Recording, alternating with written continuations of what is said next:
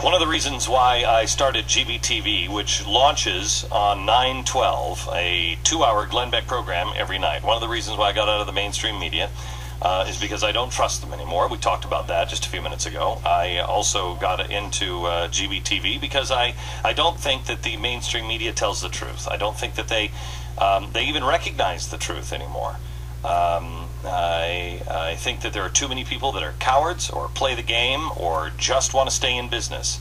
I want to stay in business. We've created 100 jobs here in the last 3 years. You don't see me asking for a stimulus package. You don't see me asking for any extra breaks. I'm just asking the government to leave people alone. Let them do things. When you think of real problems and real strife in our country, I know the first thing that comes to you has got to be the fingerboards, on guitar necks. You think ebony fingerboards, man? They better be that damn Gibson Guitar company. They better be shut down, huh? The government is doing everything it can to make sure that everybody plays exactly by the rules they choose. Not the laws, the rules they choose. It's a very dangerous thing.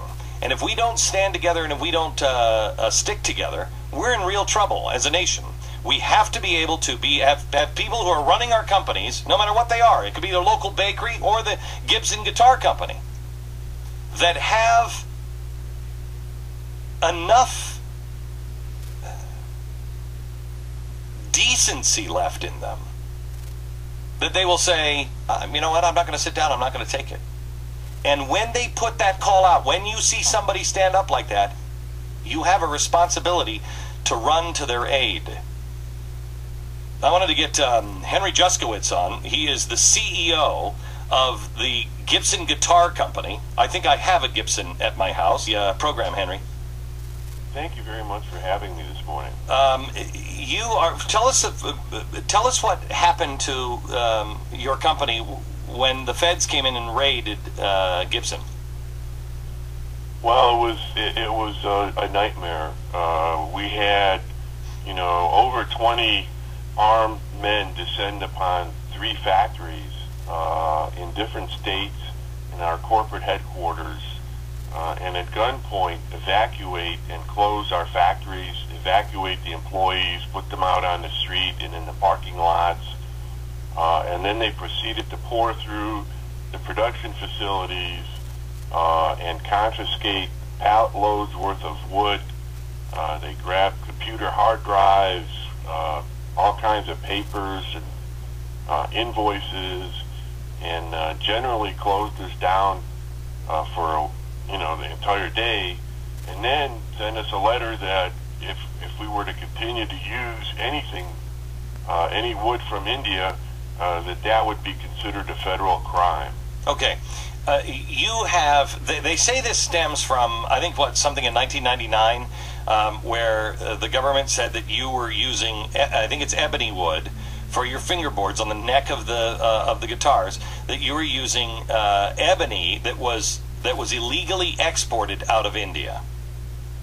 Well, originally we had a raid in 2009 that was in regard to wood apparently from Madagascar, and subsequently we have sued them to recover from the first raid the goods that they have seized.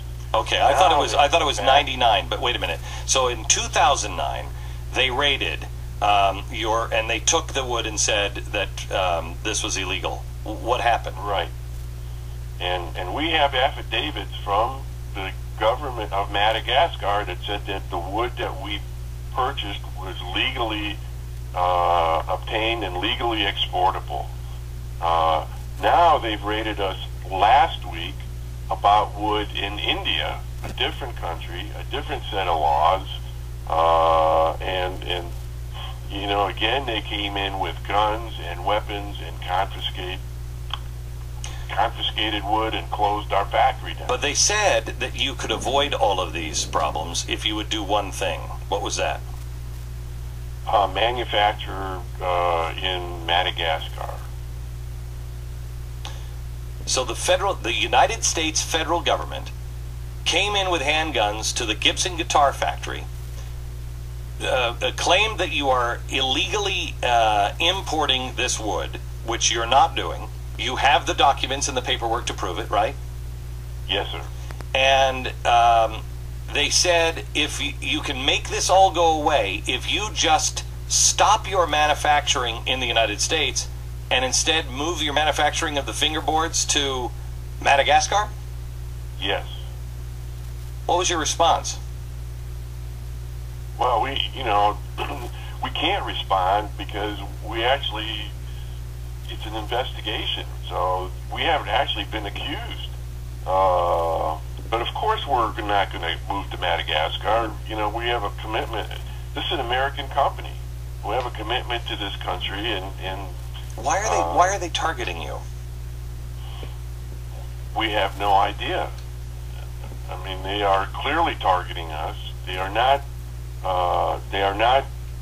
taking action against our competitors, which also use exactly the same wood from the same countries.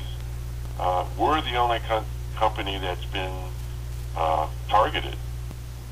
When I read this story last week, they were also talking about, that there's people should worry about their guitars that they have, their old guitars, because they may be in violation if they have something, an old guitar that maybe has, illegal wood on it or whatever.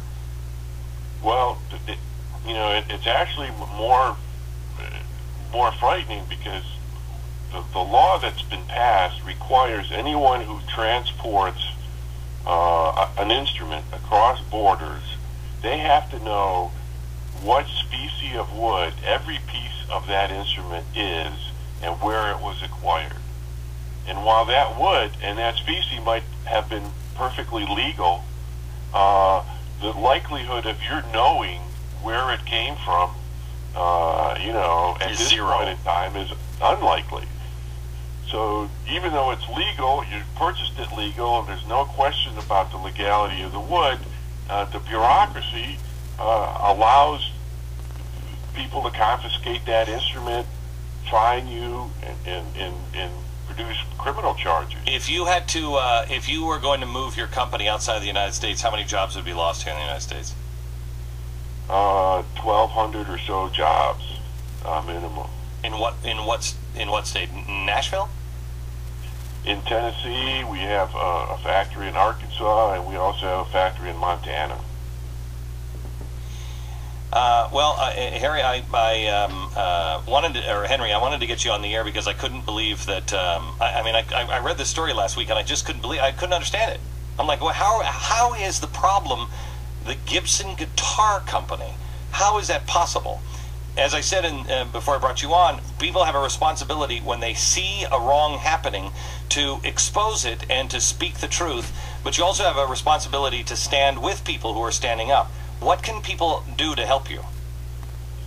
Well, I would ask them to write their congresspeople, their senators, and let them know about how unfair this is and that there's something needs to be done to address not only our problem, but there are other manufacturers and business people who are in the same straits. So we would ask for their opinion to be going to legislators. And again, you haven't been charged with anything. We have not been. Unbelievable. Henry, thank you very much. Appreciate it. CEO of the Gibson Guitar Company. I think the latest amazing fact is you make this all go away. Make it all go away if you just start manufacturing in a different country. Amazing, America. It's not just one industry. It's Niemöller again comes to mind. First they came from the guitar company, but I didn't make guitars, so I didn't really care. We have got to stand together. They're bullies. They're bullies. Write your congressman, call your congressman. Find out what the hell is going on with the Justice Department and the guitar industry. For the love of Pete. Back in just a minute.